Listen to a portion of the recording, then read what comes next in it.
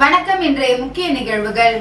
புதுச்சேரி மாணவர்களுக்கு பாடப்பிரிவில் 25% ஒதுக்க கேட்ட முதல்வர் மாநில அந்தஸ்து குறித்து கேட்காதது ஆச்சரியத்தை உண்டாக்குகிறது. புதுச்சேரி மாநில மக்கள் முன்னேற்ற கழக தலைவர் கேள்வி. இது குறித்து புதுச்சேரி மாநில மக்கள் முன்னேற்ற கழகத்தின் தலைவர் பேராசிரியர் ராமதாஸ் வெளியிட்டுள்ள அறிக்கையில் கூறியிருப்பதாவது: புதுவைக்கு விஜயம் செய்துள்ள குடியரசு துணைத் தலைவரை நமது முதல்வர் சந்தித்து புதுவை பல்கலைக்கழகத்தில் உள்ள எல்லா பாடப்பிரிவுகளிலும் புதுச்சேரி மாணவர்களுக்கு 25% ஒதுக்க வேண்டும் என்று கோரிக்கை வைத்துள்ளது பாராட்டத்தக்கதுதான். பல்கலைக்கழகத்தின் வேந்தர் என்ற முறையில் அவரிடம் கோரிக்கை வைத்து சரியான நடவடிக்கைதான். ஆனால் அக்கோரிக்கை 25 ஆண்டுகளுக்கு மேல் நீடித்து வரும் நிலையில் குடியரசு துணைத் தலைவர் எப்பொழுது புதுச்சேரிக்கு வருவார், அப்போது கோரிக்கையை முன்னிறுத்தலாம் என்று முதலமைச்சர் காத்து கொண்டு இருந்தது போல் தெரிகிறது. இவ்வளவு நாட்கள் காத்திருக்காமல் அவர் கோரிக்கை குடியரசு துணைத் தலைவருக்கு டெல்லிக்கு அனுப்பியிருக்கலாம். முதலமைச்சருக்கு கோரிக்கை மீது உண்மையில் அக்கறை இருந்தால் அதை துணைநிலை ஆளுநரிடம் வலியுறுத்தி இருந்தாலே முடிந்திருக்கும். அதைவிட சிறந்த வழி, மத்திய மனிதவளத்துறை அமைச்சருக்கு கோரிக்கை மனு அனுப்பினாலே இதற்கு ஒரு தீர்வு கிடைக்கும். குடியரசு துணைத் தலைவரும் இக்கோரிக்கையை மத்திய மனிதவளத்துறை அமைச்சருக்கு அனுப்பியதன் நடவடிக்கை எடுப்பார். குடியரசு துணைத் தலைவரை சந்தித்த போது புதுவைக்கு மாநில அந்தஸ்து கொடுக்க வேண்டும் என்ற கோரிக்கையை முதலமைச்சர் வலியுறுத்தியதாக தெரியவில்லை.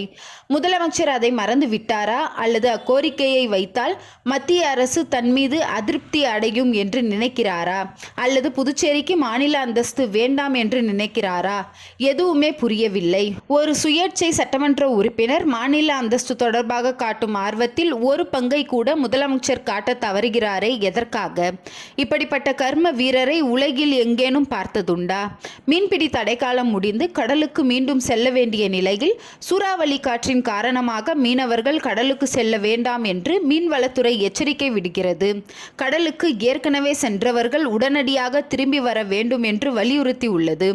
ஆனால் நமது புதுச்சேரி முதல்வர் தேங்காய் திட்டு துறைமுகத்தில் பூஜை செய்து மீனவர்களை சூறாவளி காற்று உள்ள சூழ்நிலையிலும் மீன்பிடிக்க செல்லுங்கள் என்று வாழ்த்தி வழி அனுப்பி வைக்கிறார். புதுச்சேரி அரசில் என்ன நடக்கிறது என்றே தெரியவில்லை. முதலமைச்சர் வானிலை அறிவுரை இல்லாமல் செயல்படுகிறாரா? இடது கை செய்வது வலது கைக்கு தெரியாதது போல் மீன்வளத்துறை கொடுக்கும் அறிவிப்பை அறியாமல் முதலமைச்சர் செயல்படுவது ஆச்சரியத்தை உண்டாக்குகிறது என அந்த அறிக்கையில் கூறியிருந்தார். அம்மா மக்கள் முன்னேற்ற கழகம் புதுச்சேரி கிழக்கு மாநில நிர்வாகிகள் ஆலோசனை கூட்டம். புதுச்சேரி ஜூன் 17 அம்மா மக்கள் முன்னேற்ற கழக பொதுச் செயலாளர் மக்கள் செல்வர் டிடிவி தினகரன் அவர்களின் ஆணைக்கிணங்க கழக துணை பொதுச் செயலாளர் மண்டல பொறுப்பாளர் முன்னாள் எம்எல்ஏ ரெங்கசாமி அவர்களின் ஆலோசனைப்படி புதுச்சேரி மாநில அம்மா மக்கள் முன்னேற்ற கழக நிர்வாகிகள் ஆலோசனை கூட்டம் முத்தியால்பேட்டை சட்டமன்ற தொகுதி சோலை நகர் சோலை தாண்டவம் வீதியில் உள்ள தனலட்சுமி கார்டன் அமைந்துள்ள தலைமை அலுவலகத்தில் நடைபெற்றது. இந்த ஆலோசனை கூட்டத்திற்கு கழக அமைப்பு செயலாளர் முன்னாள் எம்எல்ஏ ஆறுமுகம் முன்னிலையில் கிழக்கு மாநில செயலாளர் முருகன் தலைமையில் நடைபெற்றது.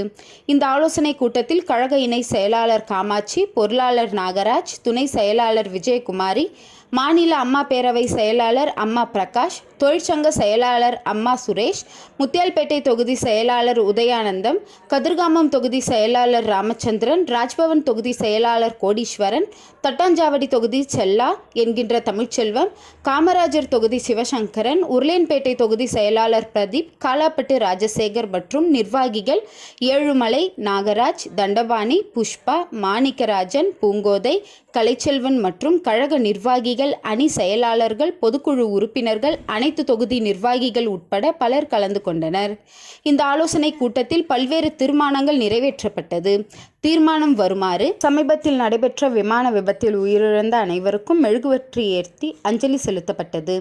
இரண்டாவதாக, கிழக்கு மாநிலத்திற்கு உட்பட்ட 14 தொகுதிகளிலும் காலியாக உள்ள நிர்வாகிகள் பதவிகளை உடனடியாக நிரப்ப வேண்டும் என்றும், மேலும் அனைத்து தொகுதிகளிலும் பூத் கமிட்டிகள் உடனடியாக அமைக்க வேண்டும். கட்சி வளர்ச்சிக்காக அனைத்து நிர்வாகிகளும் ஒருங்கிணைந்து ஈடுபட வேண்டும். அனைத்து தொகுதிகளிலும் நமது கட்சியை பலப்படுத்தி அம்மா மக்கள் முன்னேற்ற கழக பொதுச் செயலாளர் அண்ணன் டிடிவி தினகரன் அவர்களின் கரத்தை வலுப்படுத்த அனைவரும் இணைந்து பாடுபட வேண்டும் என்று தீர்மானம் ஒருமனதாக நிறைவேற்றப்பட்டது. முன்னதாக முத்தியால்பேட்டை மார்க்கெட் அருகில் சமீபத்தில் அகமதாபாத் விமான விபத்தில் மரணம் அடைந்த பயனாளிகள் அனைவருக்கும் உருவப்படத்திற்கு மெழுகுவர்த்தி ஏற்றி அஞ்சலி செலுத்தி 2 நிமிடம் மௌன அஞ்சலி செலுத்தப்பட்டது. முடிவில் கதிர்காமம் தொகுதி செயலாளர் ராமச்சந்திரன் நன்றி கூறினார்.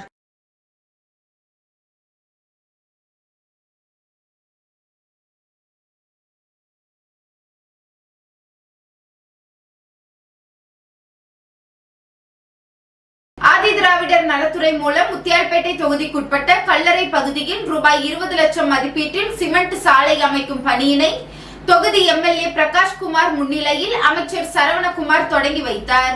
புதுச்சேரி அரசு ஆதிதிராவிடர் மற்றும் பழங்குடியினர் நலத்துறை மூலம் முத்தியால்பேட்டை தொகுதிக்குட்பட்ட சோலைநகர் தெற்கு பகுதி அருகே உள்ள கல்லறை பகுதியில் ரூபாய் 20 லட்சம் மதிப்பில் புதிய சிமெண்ட் சாலை அமைக்கும் பணியினை துவக்க விழா இன்று நடைபெற்றது. தொகுதி சட்டமன்ற உறுப்பினர் பிரகாஷ்குமார் முன்னிலையில் நடைபெற்ற விழாவில் சிறப்பு அழைப்பாளராக ஆதிதிராவிடர் நலத்துறை அமைச்சர் சரவணகுமார் கலந்து கொண்டு பூமி பூஜை செய்து பணியினை தொடங்கி வைத்தார். இந்த நிகழ்ச்சியில் ஆதிதிராவிடர் நலத்துறை இயக்குனர் இளங்கோவன், சார் பொறியாளர் பக்தவச்சலம், இளநிலை பொறியாளர் கார்த்திக் மற்றும் சட்டமன்ற உறுப்பினர்கள், ஆதரவாளர்கள் உட்பட அப்பகுதி மக்கள் திரளாக கலந்து கொண்டனர்.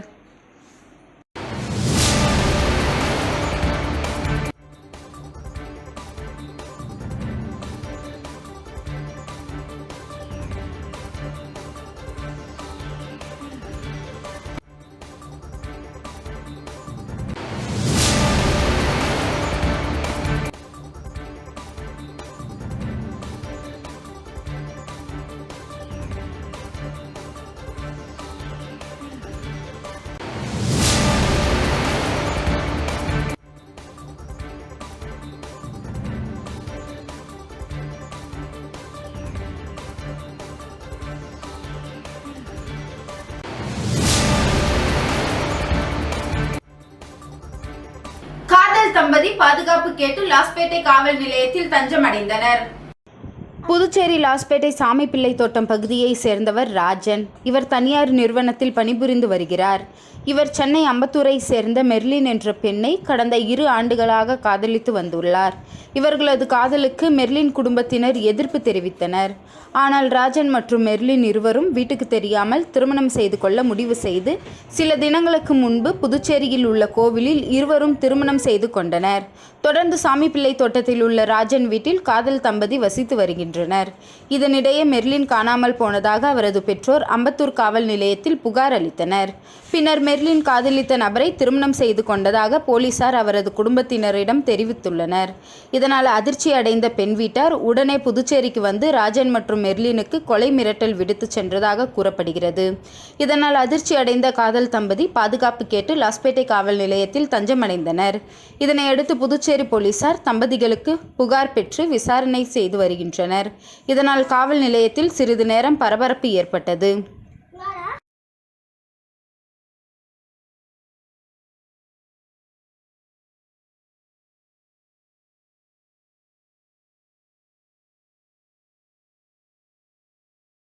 புதுச்சேரி உப்பளம் தொகுதி வம்பாக்கீரபாளையம் பகுதியில் மின் மயானம் கட்டுமான பணிகளை சட்டமன்ற உறுப்பினர் அனிபல் கெனடி அவர்கள் பார்வையிட்டார். புதுச்சேரி உப்பளம் தொகுதிக்குட்பட்ட வம்பாக்கீரபாளையம் பகுதியில் இடுகாடு சுடுகாடு அமைந்த பகுதியில் மின் மயானம் அமைக்க வேண்டும் என்று திமுக சட்டமன்ற உறுப்பினர் அனிபல் கெனடி அவர்கள் தொடர் கோரிக்கை வைத்து வந்ததின் அடிப்படையில் ரூபாய் 2.25 கோடி செலவில் மாண்புமிகு முதல்வர் அவர்கள் மின் மயானத்திற்கான கட்டுமான பணிகளை தொடக்கி வைத்தார். அப்பணி தற்பொழுது நடந்து வரும் நிலையில் சட்டமன்ற உறுப்பினர் அனிபல் கெனடி அவர்கள் இன்று நேரில் சென்று ஆய்வு மேற்கொண்டார். அவருடன் நகராட்சி துணை செயற்பொறியாளர் யுவராஜ் உடனிருந்து பணிகள் நடைபெறும் இடங்களையும் தகன மேடை அமைக்கும் இடங்களையும் அதற்காக மின் இயந்திரங்கள் பற்றிய விளக்கங்களையும் சட்டமன்ற உறுப்பினர் பணியில் ஈடுபட்டவர்களிடம் கேட்டறிந்தார். மேலும் பணிகளை விரைந்து முடித்து பயன்பாட்டிற்கு கொண்டு வர வேண்டும் என்றும் சட்டமன்ற உறுப்பினர் அனிபல் கெனடி அவர்கள் அதிகாரிகளை கேட்டுக்கொண்டார். அவருடன் திமுக கிளை செயலாளர் இருதயராஜ், காங்கிரஸ் கட்சி பொதுச் செயலாளர் ராஜ்குமார் ஆகியோர் உடன் இருந்தனர்.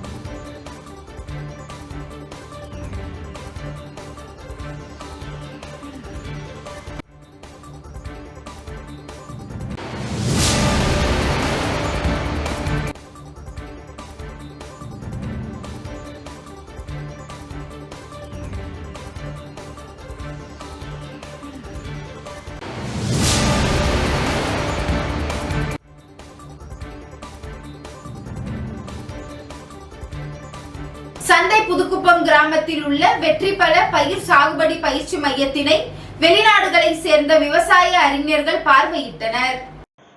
புதுச்சேரி மாநிலம் மண்ணாடிப்பட்டி கொம்பியூன் சந்தை புதுக்குப்பம் கிராமத்தில் வெற்றி பலப்பயிர் சாகுபடி பயிற்சி மையத்தினை பிரான்ஸ், சுவிட்சர்லாந்து, ஆப்பிரிக்கா, உகாண்டா நாடுகளை சேர்ந்தவர்கள் இயற்கை விவசாயத்தினை பார்வையிட வந்துள்ளனர்.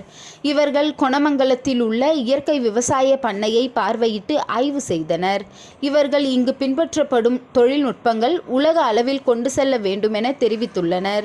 இதனை வெற்றி பலப்பயிர் சாகுபடி பயிற்சி மையம் சார்பில் ஆப்பிரிக்கா நாடுகளில் ஏற்கனவே சுமார் 300 ஏக்கர் பரப்பில் இயற்கை விவசாயத்தினை செயல்படுத்த பயிற்சி வழங்கப்பட்டதின் வெளிப்பாடாக 7 நாடுகளுக்கு பரவி அதனைத் தொடர்ந்து உகண்டா நாட்டை சேர்ந்த விவசாயிகள் இதனை அறிந்து கொள்ள இந்தியா வந்துள்ளனர். இத்தொழில்நுட்பத்தினை உலக அளவில் செயல்படுத்த சுவிட்சர்லாந்தின் ரோலண்ட் அவர்கள் உகண்டா நாடுகளில் இருந்து விவசாயிகளை அழைத்து வந்துள்ளனர்.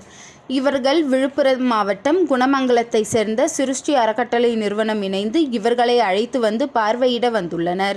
இவர்களுக்கு வெற்றி பலப்பயிர் சாகுபடி பயிற்சி மையத்தின் சார்பாக தமிழர் பாரம்பரிய உணவு பதார்த்தங்கள் மூலம் உபசரிக்கப்பட்டு அவர்களுக்கு விதைகள், பழங்கள் உள்ளிட்டவைகள் வழங்கி கௌரவிக்கப்பட்டது. My name is Lucky Mukasa. I'm Ugandan. I came from all the way from Uganda to India to see the type of farming which is being done here.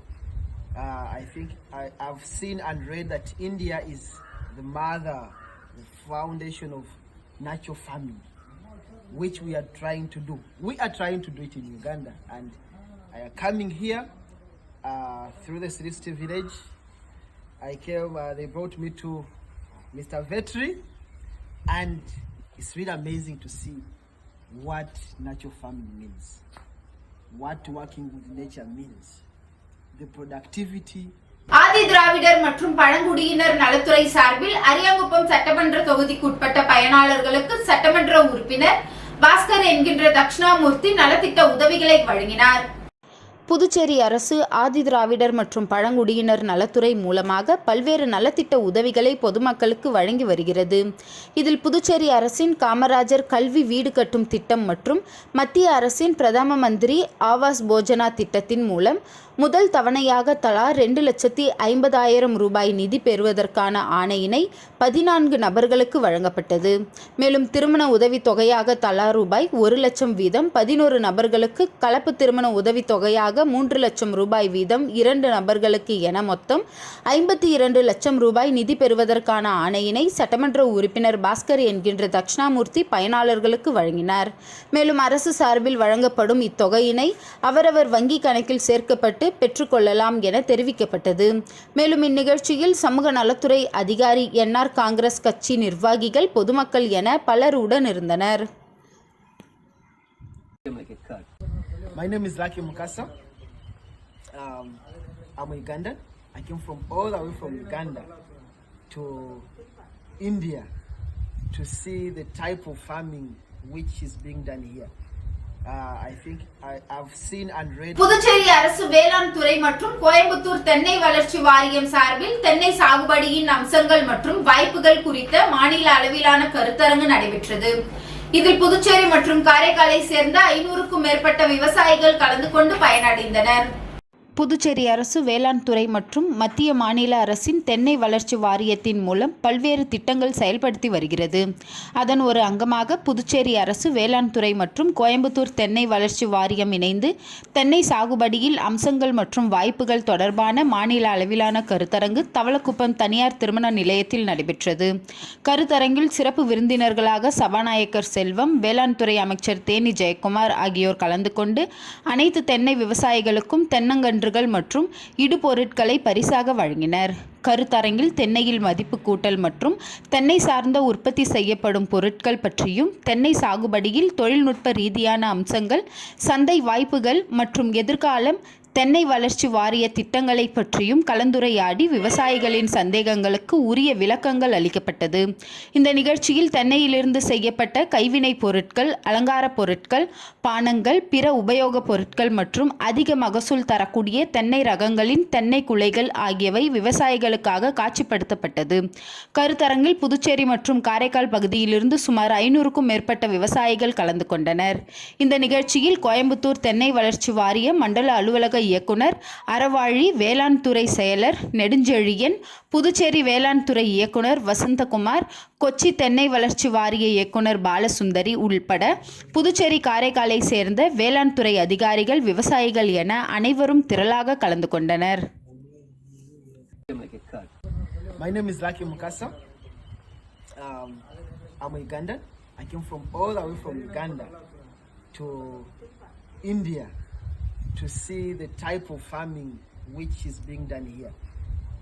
I think I've seen and read that India is the mother, the foundation of natural farming, which we are trying. அகில இந்திய NR Congress கட்சியின் மாநில சிறப்பு அழைப்பாளர் நந்தா ஜெயஸ்ரீதரனின் பிறந்தநாள் விழாவினை முதல்வர் ரங்கசாமி கலந்து கொண்டு வாழ்த்து தெரிவித்து நலத்திட்ட உதவிகள் வழங்கி சிறப்பித்தார். அகில இந்திய என்ஆர் காங்கிரஸ் கட்சியின் மாநில சிறப்பு அழைப்பாளர் நந்தா ஜெயஸ்ரீதரனின் பிறந்தநாள் விழா லாஸ்பேட்டை தொகுதியில் இன்று வெகு விமர்சையாக கொண்டாடப்பட்டது. மேலும் லாஸ்பேட்டையில் உள்ள பல்வேறு கோயில்களில் சிறப்பு பூஜை செய்யப்பட்டு பக்தர்களுக்கு அன்னதானம் வழங்கப்பட்டது. விழாவில் முதலமைச்சர் ரங்கசாமி கலந்து கொண்டு நந்தா ஜெயஸ்ரீதரனுக்கு பூங்கொத்து கொடுத்து பிறந்தநாள் வாழ்த்து மற்றும் லாஸ்பேட்டை தொகுதியை சேர்ந்த பொதுமக்களுக்கு பல்வேறு நலத்திட்ட உதவிகளை வழங்கினார். அதனைத் தொடர்ந்து என்ஆர் காங்கிரஸ் கட்சியின் மாநில பொதுச் செயலாளர் ஜெயபால் மற்றும் அமைச்சர்கள், சட்டமன்ற உறுப்பினர்கள் உட்பட பல்வேறு பிரிவுகளை சார்ந்த நிர்வாகிகள் நந்தா ஜெயஸ்ரீதரனை நேரில் சந்தித்து பிறந்தநாள் வாழ்த்தை தெரிவித்தனர். விழாவிற்கான ஏற்பாடுகளை என்ஆர் காங்கிரஸ் கட்சியின் வணிக பிரிவு மாநில பொதுச் செயலாளர் நந்தா பூவராகவன் சிறப்பாக செய்திருந்தார். My name is Lucky Mukasa. I'm a Ugandan. I came from all the way from Uganda to India to see the type of farming which is being done here. I think I've seen and read that India is the mother, the foundation of natural farming, which we are trying to do.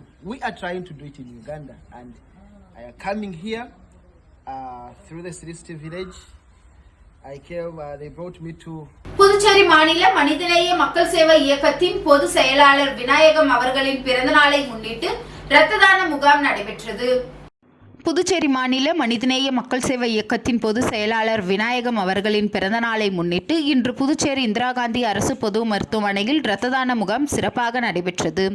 இம்முகாமை மனிதநேய மக்கள் சேவை இயக்கத்தின் நிறுவனர், உருளையன்பேட்டை சட்டமன்ற உறுப்பினருமான திரு நேரு என்கின்ற குப்புசாமி அவர்கள் கலந்து கொண்டு முகாமினை துவக்கி வைத்தார். மேலும் இந்நிகழ்ச்சியில் மனிதநேய மக்கள் சேவை இயக்கத்தின் பொதுச் செயலாளர் விநாயகம் அவர்கள், மனிதநேய மக்கள் சேவை இயக்கத்தின் இளைஞர் அணி தலைவர் ரொகோத்தமன், கொஜாரியோ கராத்தே சங்கத்தின் மாநில செயலாளர் திரு கராத்தே சுந்தர்ராஜன், சிவா இளங்கோ, வக்கீல் தினேஷ் மற்றும் மனிதநேய மக்கள் சேவை இயக்கத்தின் நிர்வாகிகள், இளைஞர்கள் மற்றும் பலர் திரளாக கலந்து கொண்டனர். My name is Lucky Mukasa. I'm a Ugandan. I came from all the way from Uganda to India to see the type of farming which is being done here. I think I've seen and read that India is the mother, the foundation of natural farming, which we are trying to do. We are trying to do it in Uganda, and I am coming here through the Sristi village. I came, they brought me to Mr. Vetri, and it's really amazing to see what natural farming means, what working with nature means. The productivity. தேசியவாதம் மற்றும் தேசிய பாதுகாப்பு தொடர்பான விவாதங்கள் எந்த அரசியல் கட்சிக்கும் சொந்தமல்ல. அது நாடு முழுவதும் ஒற்றுமையோடு அணுகப்பட வேண்டிய விஷயம் என புதுச்சேரி ஜிப்மரில் மாணவர்கள் உடனான கலந்துரையாடல் நிகழ்ச்சியில் குடியரசு துணைத் தலைவர் ஜெகதீப் தன்கர் தெரிவித்துள்ளார்.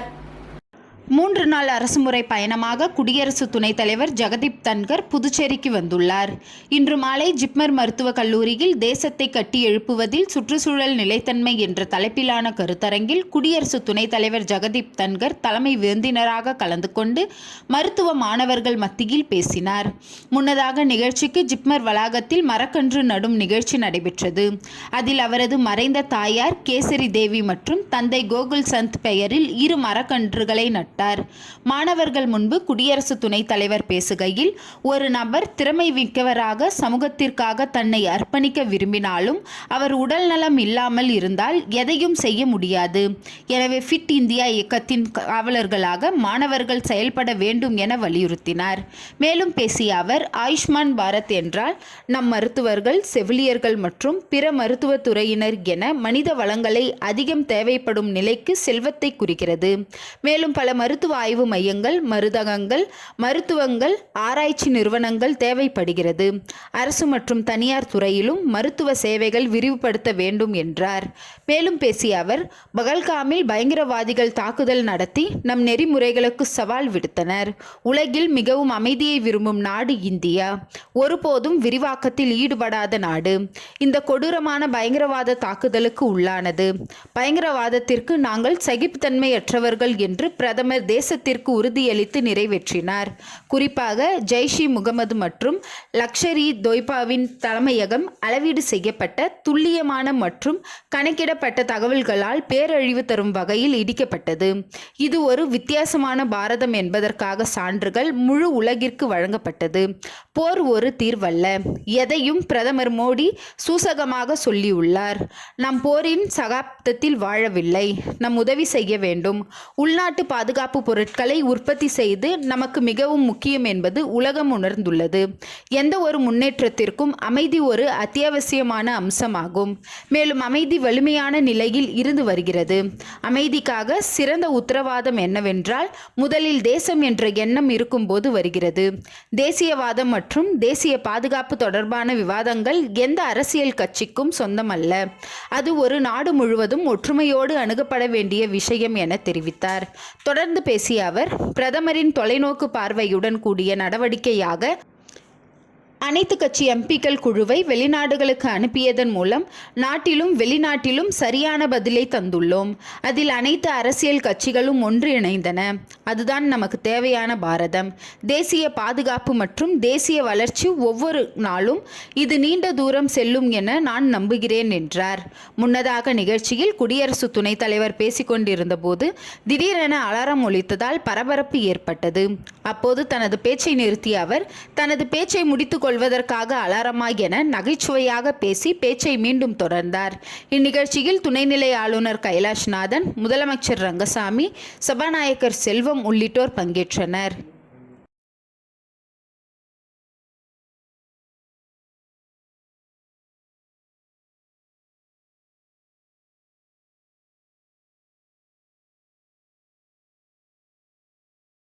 இன்றைய நிகழ்வுகள் நிறைவடைந்தது. நன்றி, வணக்கம்.